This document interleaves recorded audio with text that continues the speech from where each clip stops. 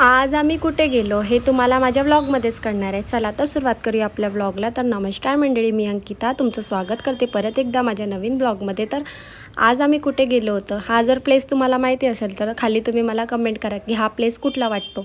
मग दिवसाची सुरुवात ऑलरेडी खूप छान झाली होती आणि संध्याकाळी ना प्लेसच नव्हतं समजत की कुठे फिरायला जायचं आणि सात्विकला कुठे न्यायचं। शेवटी ना आम्ही या ग्लो गार्डनमध्ये पोहोचलो। या गार्डनचा ॲड्रेस जर तुम्हाला पाहिजे असेल, जर तुम्ही नागपूरचे तर तुम्ही मला कमेंट करू शकता। शेवटी तिथे गेल्यानंतर ना वातावरण इतकं चेंजेस होतं ना, पाऊस तर पडत नव्हता आणि तिथे गेल्यानंतर इतकं मन रमलं होतं ना। सात्विक एक वेगवेगळ्या इन्स्ट्रुमेंटमध्ये इतका छान खेळत होता, ते तुम्ही बघू शकता।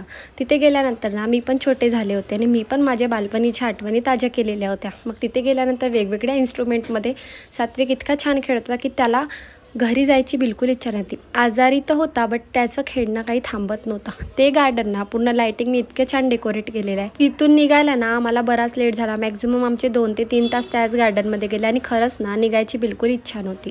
आणि ना तिथे इतके छान फोटोज येत होते, तर फोटो काढण्यात भरपूर वेळ निघून गेला। माझे फोटोज जर चेक करायचे असेल तर तुम्ही इंस्टाग्राममध्ये चेक करू शकता। मग येताना थोडं खाल्लं वगैरे आणि घरी आलो। असा होता दिवस। भेटूया नवीन ब्लॉगमध्ये। Bye bye.